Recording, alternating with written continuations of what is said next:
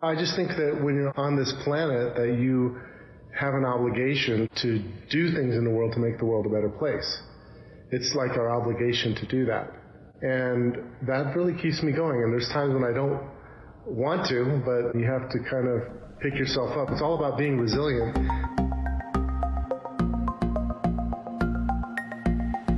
Welcome to the Market Call Show, where we discuss what's happening in the markets and the impact on your investments.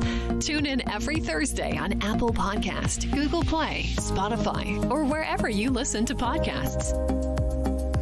Welcome to the Market Call Show. This is Llanes. I am the founder of WealthNet Investments. Today we have an interesting topic, and I'm really excited about diving in, so let's get going.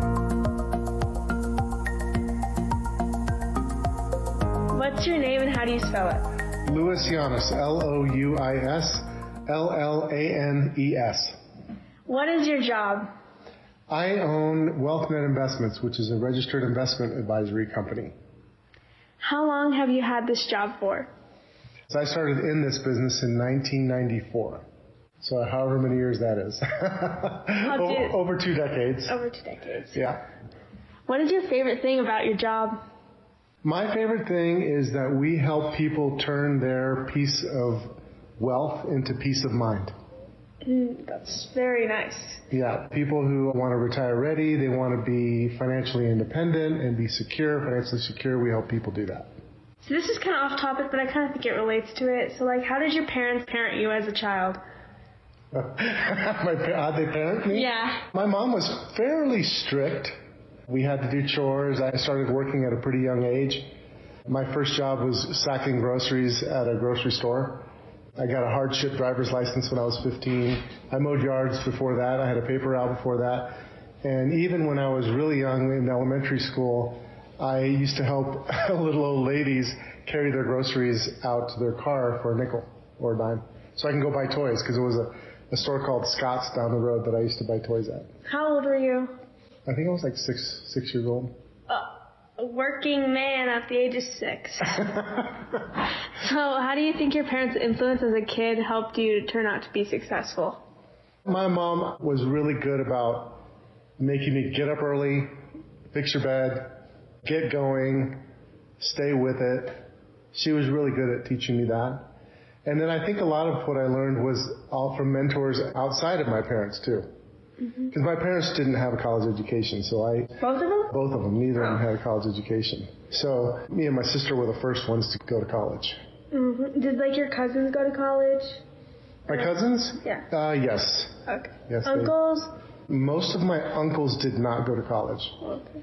So yeah, I think... Was it just common not to go to college back then? I think it was more common not to go to college, but they could have gone to college, but they just didn't. Okay. So what state did you grow up in? I was born in Chicago, Illinois, and then I moved to Texas when I was pretty young. So I lived in Texas for quite a while. So do you think your environment affected your future? Yes. I actually think I got lucky because I got into music when I was young, and that kind of taught me how to practice and to stick at something to learn how to perfect it. And you learn a lot in music to be disciplined. So I think that really helped me a lot. And then I was lucky enough to find a job where I was working construction. And I didn't have really any money at all. And I was lucky enough that my grandfather let me rent an old house of his, and for very little money. And in that house, there was a box, and in that box was a book on top of it. And I'll never forget the book. It was called Microeconomics. When I was working construction, I always wondered, why did all these people that we were working for, who had these big mansions, big houses, why did they have so much money, and why was I only making $5 an hour? So I realized that a lot of it had to do with education, and a lot of it had to do with understanding economics. So I fell in love with economics, and that kind of changed everything. I went back to college and got a degree. I paid my way through college waiting tables, and I got a degree in finance and went on to get an MBA and a chartered financial analyst, et cetera, et cetera. That is very nice. So you kind of already answered this, but explain more on your first job. My very first job? Well, my very first job was I'm trying to figure out what would be my first job. I guess my paper route would be my first job. That was kind of hard because they used to have a big pallet of papers slapped in my front yard every morning, and then I'd have to wrap them up and put them in plastic, and then I put them on my bike and had to ride out and deliver them all. And then I had to collect money for them, and if I didn't collect the money, I had to pay for the difference. Like if somebody decided not to pay their bill, I was still responsible for the bill. Mm-hmm. So I learned a lot about responsibility of like making sure things happened. Yeah, I haven't had my first job yet, but one day. Yeah. Pretty soon. So how did you do in school, like up to high school? Up to high school? Okay, so I did really good in school up until junior high. And then when my parents got divorced when I was 11, my grades really suffered after that. I guess the divorce kind of affected me because I got into music at that time too, but my grades really went down. I had good grades in music. I took a ton of music, but I just did the very bottom of the barrel school during high school. I actually got a scholarship to the University of Florida, but I did not take it. I decided not to take it. The only reason I got it was because I was good in music. But I decided not to take it.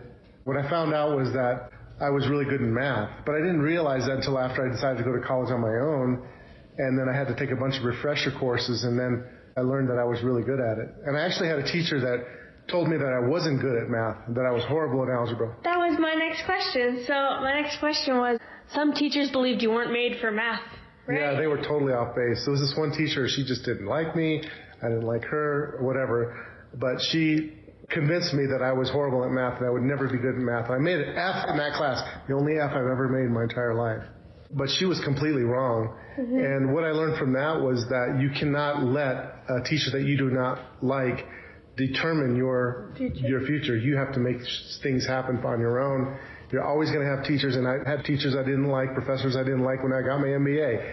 I didn't like professors when I got my Chartered Financial Analyst. I didn't like it when I got my degree in finance. But it doesn't matter if you don't like your teacher, you need to rock it out and do well in school regardless. Yeah, I mean, no teacher has really said that to me. But I've had teachers that I don't like. Yeah, you're doing good. So how hard was like the transition from high school to college? For me, what was hard about it was making the decision. Once I made the decision, it wasn't as hard because I was very determined. Because I had to overcome a lot of obstacles to make it happen. Mm-hmm. I took multiple buses to get jobs, to buy my first car. I figured out how I could finance my education. I had to take loans out. I paid all those loans back as soon as I possibly could. When I see a lot of people out there right now say they can't go to college because of some excuse, I don't believe it. Mm-hmm. I had every reason why I couldn't go to college, but I didn't go. My parents didn't have a dime to pay for my college. Mm-hmm. So anybody can go to college. They just need to put the effort in. Well, I agree with you. If you worry about your investments, need to make complex financial decisions, or pay unnecessary taxes, the lack of proper financial planning and investing may already be costing you a great deal. When you are ready to turn your peace of wealth into peace of mind, go to wealthnetinvest.com and click on the Schedule a Call button to talk to us and get a free consultation today. How did you figure out that you wanted to be in business? I always kind of had an entrepreneurial spirit. I always felt like I wanted to be the boss. So I worked for large companies, but eventually I started my own company. And I don't know, I just always felt that way. What else do you think affected your life to be who you are now? Wow, that's a really hard question. I would say the number one thing, I mean, really it was my mentors. I have a bunch of different mentors through different times in my life. But I think from an ethical perspective, my faith has had a big positive impact on me as well. The morals that you learn from my faith has helped me understand how better to do the right thing, which I think if you do the right things, it should help yourself as well as help others and help society all at the same time. So there's like a triple bottom line. Everybody makes a profit from what you do if you do the right thing. It should be that way. Given good answers. Better than students. What pushes you to keep going? Your faith? I just think that when you're on this planet that you have an obligation to do things in the world to make the world a better place. It's like our obligation to do that. And that really keeps me going. And there's times when I don't want to, but you have to kind of pick yourself up. It's all about being resilient. You're always going to have bad things happen. But you got to figure out how to turn yourself around. And having a good family and support system is really important as well to help you always stay resilient. So if you had to tell anyone that's going into the business world, what would you tell them? Well, figure out what your unique ability is. Every single person in this world has a unique ability. And that unique ability is something that you really enjoy doing, you're also good at it, and that the world will reward you for it. In other words, that the marketplace will reward you for what you're doing. So you don't want to have something that's not going to get rewarded too. It has to be that intersection of what you're good at and what the world will reward you for. That is really trying to find your own purpose, because everybody has a special purpose in this world and everybody needs to find it. It's our obligation to find it. I mean, we'll find it, right? Always? I think some people don't find it because they don't try, or they may have other problems, other mental problems or physical problems that keep them from that. But even people who have mental and physical problems can have a reason to be here on this earth, I believe. And every single person has a spark of the divine in them, and they have to find that in their life, and they have to figure out what it is that's right for them to do in this world. Do you like where you are right now? Yeah. I have you and LJ. That's a good feeling, isn't it? Yeah. I have my kids and wife. If you had to change something, what would you change, like, from your past? From my past, I wouldn't have done things the hard way, having to kind of figure things out on my own. I would have sought out people sooner who knew a lot about how to move ahead faster, because my parents were not equipped to give me that information. It took me a longer time to find it. So I think I would have done a couple things different. I wouldn't have waited to get married so long. I would have done it sooner. I would have had kids sooner, and I would have gone to college sooner. I wouldn't have wasted a lot of time on screwing around. I would have just jumped right into life, right on it. I would have gone right to college, got married immediately after college, and had kids immediately. Because I think you get fearful about, society kind of tells you, oh, wait, and travel and have a good time and do all. No, I think that's completely wrong. I think that you have to have less fear, and you need to move forward in your life and not have. I wouldn't have been so fearful. So does having kids, affect your working life? How did it affect you having kids? It's harder to get out the door because sometimes I have to, it affects time. I actually think it made me more productive at work because I knew that I had things that I wanted to do with you and Mom and LJ, but it also made me feel more of a sense of an obligation too. But the obligation never was bad though, it's more like be more effective at work so that you can take care of things at home that were important. So do you have anything to add? Every single person who is going to high school should be required to take a financial literacy class. Every single person. I took one in elementary school. Yes, but I think, you've also taken one from me, right? Yeah. So you're ahead of the game, I think. But every single person in high school should take one because the statistics are staggering.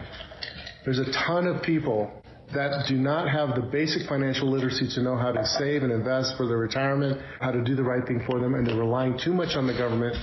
And the other thing I would say is that young people need to not make capitalism evil. Do you like your iPhone? Yes. You would not have that iPhone without capitalism. Innovation.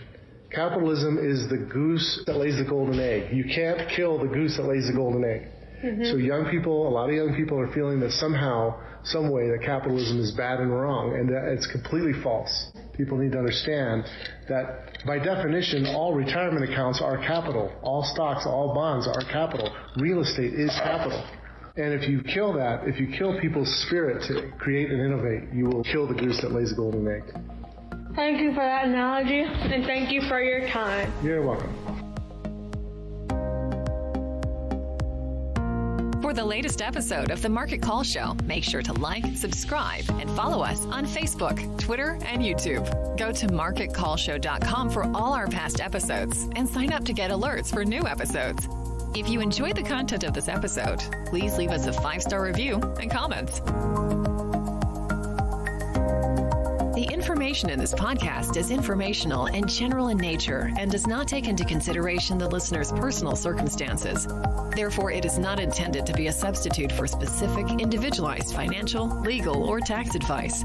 To determine which strategies or investments may be suitable for you, consult the appropriate qualified professional prior to making a final decision. WealthNet Investments is a registered investment advisor. Advisory services are only offered to clients or prospective clients where WealthNet Investments and its representatives are properly licensed or exempt from licensure.